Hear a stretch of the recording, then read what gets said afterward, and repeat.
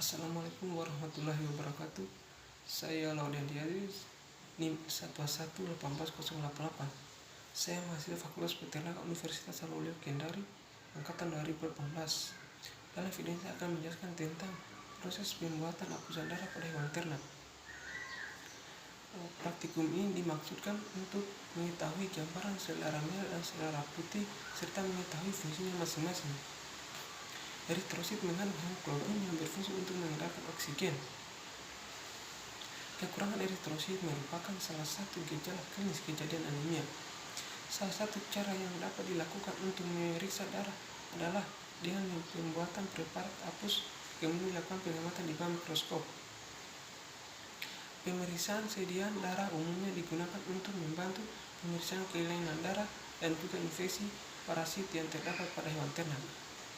Kemudian tujuan dari praktikum ini yaitu agar mahasiswa dapat memahami proses pembuatan preparat hapusan darah pada hewan ternak. Sedangkan luaran dari praktikum ini yaitu agar mahasiswa setidaknya memiliki pengetahuan mengenai pembuatan preparat hapusan darah pada hewan ternak tersebut.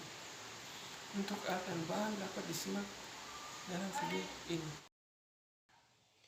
Alat yang digunakan dalam praktikum ini yaitu yang pertama mikroskop. Mikroskop yang digunakan dalam praktikum ini adalah mikroskop cahaya, di mana kegunaannya yaitu untuk memeriksa atau mengamati hapusan darah yang telah kita buat. Yang kedua yaitu kapas, di mana fungsinya yaitu sebagai alat sterilisasi pada saat mengambil darah pada hewan ternak. Yang ketiga yaitu tabung EDTA, di mana fungsinya yaitu sebagai tempat sampel dari darah hewan ternak yang kita ambil. Yang keempat yaitu kaca objek, di mana fungsinya yaitu untuk membuat media preparat. Hal yang harus diperhatikan dari kaca objek ini adalah harus bebas dari lemak dan juga bersih. Yang kelima yaitu spoid. Spoid berfungsi untuk mengambil darah pada tubuh ternak. Yang alat terakhir yaitu gelas beker yang berfungsi untuk menampung metanol. Kemudian bahan yang digunakan dalam praktikum ini yang pertama yaitu alkohol, di mana kegunaannya yaitu untuk sterilisasi pada saat mengambil darah pada ternak. Yang kedua hewan ternak, di mana hewan ternak ini berfungsi sebagai bahan untuk diambil sampel darahnya. Yang ketiga yaitu metanol, di mana metanol ini berfungsi sebagai larutan fiksasi.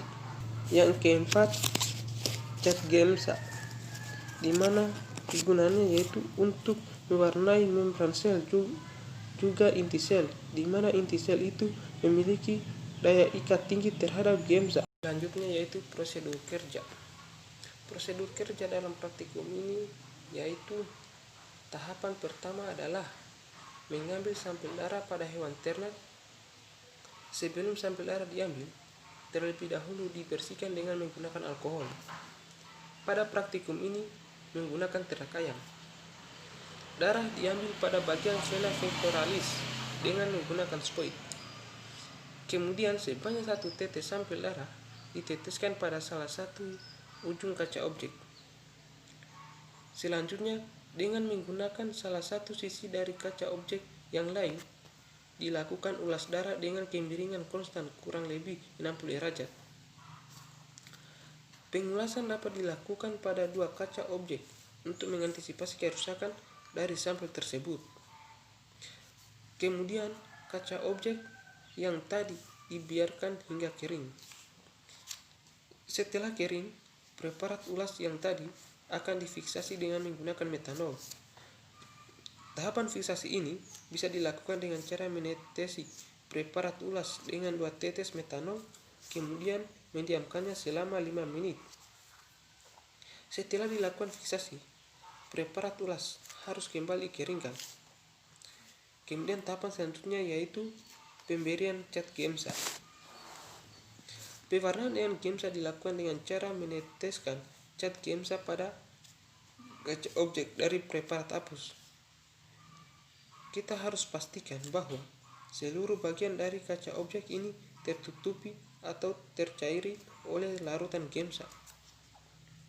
Pewarnaan yang digunakan dari praktikum ini adalah pewarnaan GEMSA 10%. Tujuan dari pewarnaan ini adalah untuk mempertajam atau memperjelas bagian elemen jaringan agar dapat dibedakan dan mudah dicela di bawah mikroskop. Kemudian preparat apus tadi yang telah diwarnai dicuci dengan menggunakan aqueous atau air. Setelah itu dikeringkan. Setelah kering, kemudian preparat dapat diamati atau diperiksa dengan mikroskop. Mungkin itu saja penjelasan dari saya. Lebih dan kurangnya mohon dimaafkan. Wabillahi taufiq wal hidayah. Wassalamualaikum warahmatullahi wabarakatuh.